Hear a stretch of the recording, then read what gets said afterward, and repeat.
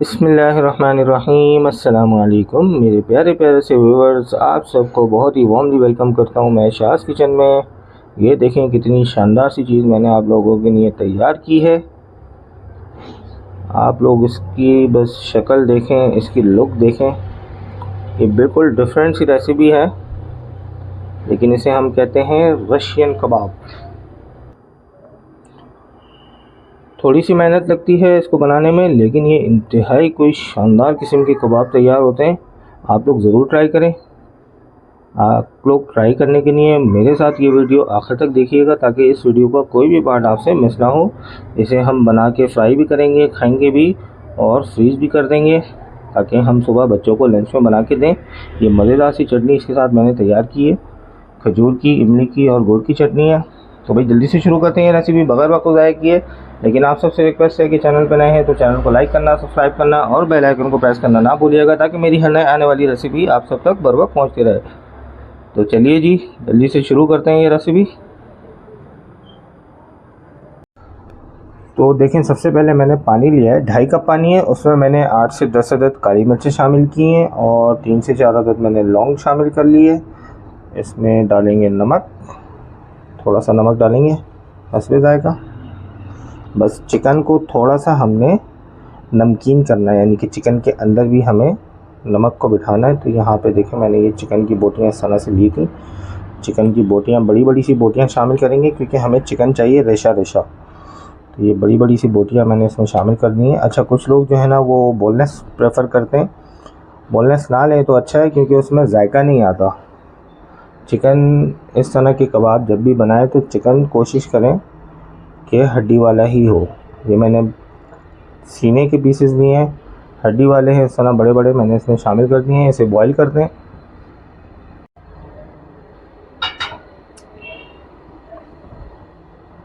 Chicken check कर लेते हैं जी, गल चुका है चिकन। बस अब इसको हम निकाल के रख देते हैं। अच्छा, जो इसका सूप है, जो ये पानी है, इसे फेंकेंगे नहीं, ये हम इस्तेमाल करेंगे वेजिटेबल्स में। तो आगे चल के मैं आपको बताता हूँ, लेकिन पहले चिकन को जो है वो हम निकाल के रखते हैं, ठंडा करते हैं और फिर इसको हम रेशा रेशा करना है चिकन को। तो जल्दी से ये कर लेते हैं। यहाँ पे मैंने कुछ कैरेट्स ली हैं, यानी कि गाजर। उसे इसी तरह से हम कद्दूकश करेंगे। वेजिटेबल्स देखें जी, इस तरह से हमने कद्दूकश करनी है। वेजिटेबल्स देखें जी, इसी तरह से कद्दूकश करनी है और ये इस तरह से बारीक काट लेनी है। बंद गोभी और शिमला मिर्च बिल्कुल इसी तरह से काटनी है। शिमला मिर्च की जो अंदर की जो स्किन होती है ना वाइट कलर की, उसे बिल्कुल रिमूव कर देना है, क्योंकि उसमें होता है थोड़ा कड़वापन। तो बस जल्दी से बढ़ते हैं अपने फाइनल प्रोसेस की तरफ, यानी कि इसके जो मसाला, जिस तरह से इसका जो असल जो इसका टेक्सचर तैयार होगा, तो उसकी तरफ बढ़ते हैं। यहाँ पे देखें, मैंने एक कढ़ाई में ले लिया तेल। बस इसमें सबसे पहले मैं शामिल करूँगा 1.5 चमचा भर के भुना हुआ ज़ीरा, पिसा हुआ ज़ीरा है ये। इसे भून के आप घर में आराम से पीस सकते हैं, कुछ मुश्किल नहीं है। 1 चमचा इसमें शामिल करेंगे लाल कुटी हुई मिर्च। इसके साथ ही इसमें शामिल करेंगे बारीक पिसी हुई हरी मिर्च, 2 चमचे।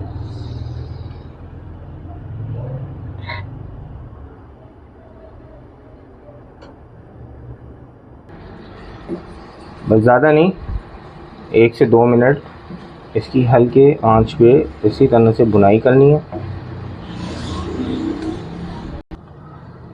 अब मसाला भूनते ही इसमें शामिल करेंगे आधा कप मैदा।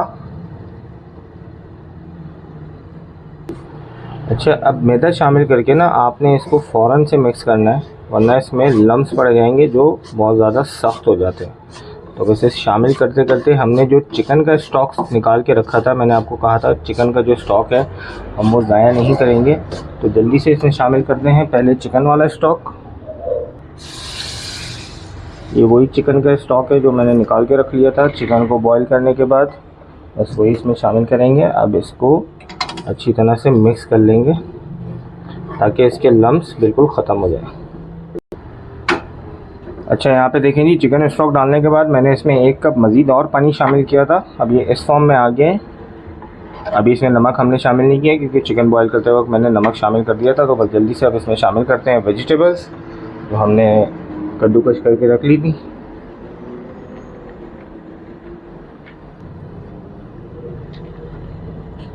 सारी वेजिटेबल्स इसमें शामिल कर देंगे।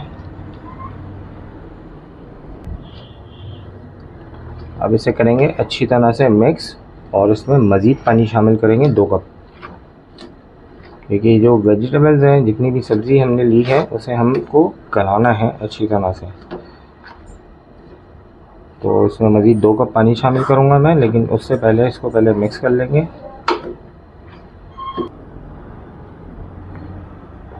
पानी शामिल करते हैं मज़ीद 2 कप।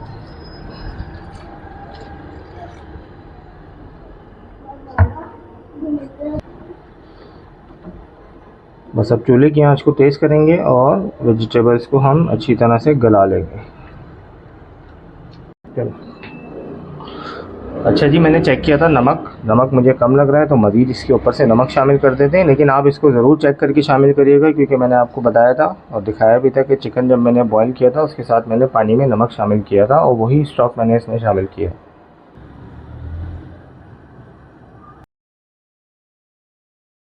है ना, वो इस तरह से तैयार होनी है। वेजिटेबल बिल्कुल तैयार हो गई है। बस अब इसमें ऊपर से जो मैंने चिकन बॉईल किया था उसको मैंने ऐसे रेशा रेशा कर दिया है। बिल्कुल बारीक बारीक रेशा नहीं करना, क्योंकि रशियन कबाब है तो इसमें रेशा आना चाहिए। तो ये सारा चिकन इसमें शामिल कर देंगे। ऊपर से इसमें शामिल करेंगे काली मिर्च पिसी हुई, आधा चमचा, चाय का चमचा शामिल करेंगे, यानी कि टीस्पून आधा चमचा काली पिसी हुई मिर्च का, और आधा ही चमचा इसमें शामिल करेंगे जी पिसा हुआ गरम मसाला। बस अब फाइनली इसे एक दफ़ा मिला लेंगे।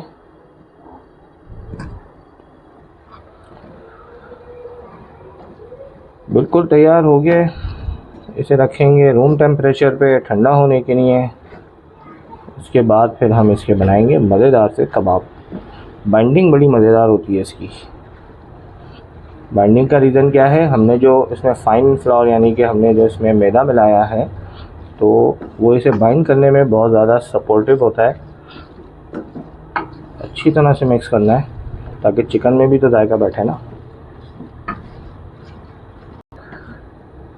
अब इसे रख देते हैं रूम टेम्परेचर पे ठंडा होने के लिए। फिर इसकी हम तैयारी करेंगे कबाब बनाने की। जब तक मुझे थोड़ा सा ब्रेक दीजिए, ये ठंडा हो जाए, फिर मैं आपसे मिलता हूँ। ये देखें जी, ये इसी तरह से इसका टेक्सचर होता है।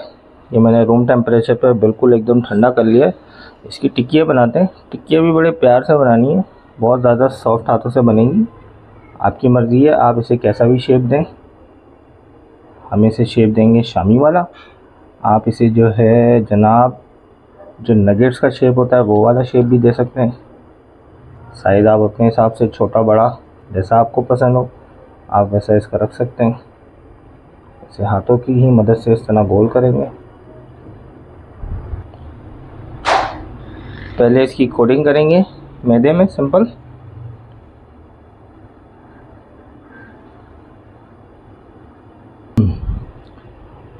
अंडे की कोटिंग जो है ना वो जनाब हाथों की मदद से करेंगे, क्योंकि मैदा लगाया हुआ है। अगर ये आप इसको पूरा डिप कर देंगे तो ये एक ही उसमें बहुत सारा जो एग है वो एब्जॉर्व कर लेगा और आपके जो अंडे का इस्तेमाल है वो बहुत ज़्यादा हो जाएगा, एक्सेस हो जाएगा। तो इसको इसी तरह हाथों की मदद से इस तरह इसके चारों तरफ अंडा लगाएंगे। बहुत ही प्यार से करना है। बहुत नाजुक बड़ा सेंसिटिव सा कबाब है, लेकिन खाने में ये उतना ही ज़्यादा शानदार और बढ़िया होता है। अब करेंगे फाइनली इसकी क्रम्स के साथ कोटिंग।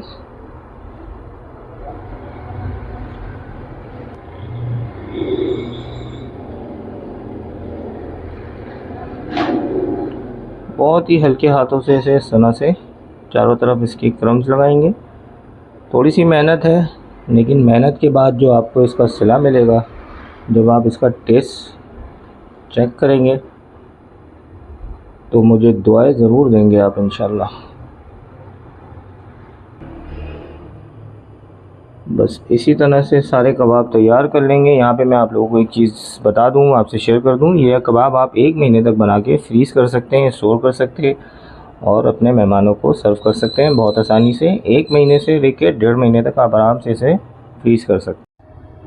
ये देखिए जी, इस तरह से इसको अब स्टोर कर सकते हैं। स्टोर करने का भी तरीका मैं आपको बता रहा हूँ, बहुत ही आसान है। एक बॉक्स ले लें, उसके अंदर स्टेप बाय स्टेप 4 रखें, 5 रखें और एक बटर पेपर उसके ऊपर लगा दें। फिर इस तरह स्टेप बाय स्टेप आप इसे फ्रीज़ कर सकते हैं 1.5 महीने तक के लिए और इन्जॉय कर सकते हैं। स्नैक्स में बच्चों को लंच में बना के दीजिए। यहाँ पे कुछ मैंने अलग निकाल के रख लिए, ये मैं अब आपको फ्राई करके भी दिखाता हूँ। पैन ले लिया मैंने, ऑयल गर्म होने के लिए रख दिया था। इसको आप चाहें तो डीप फ्राई भी कर सकते हैं, लेकिन मैं डीप फ्राई नहीं कर रहा, मैं इसको बहुत ही कम ऑयल में फ्राई कर रहा हूँ।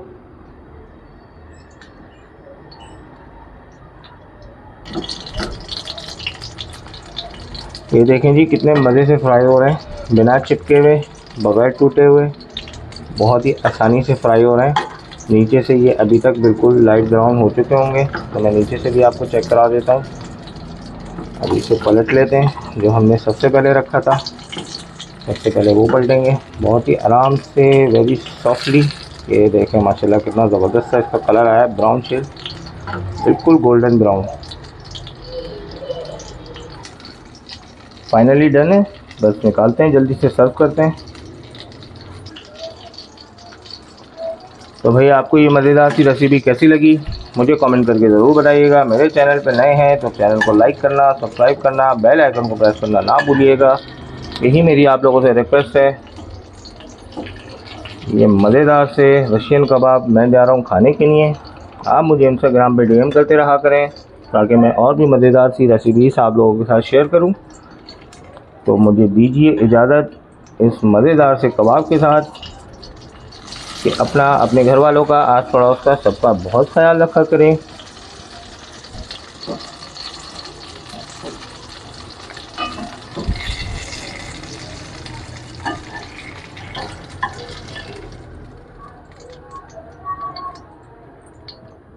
फाइनली अल्लाह हाफ़िज़।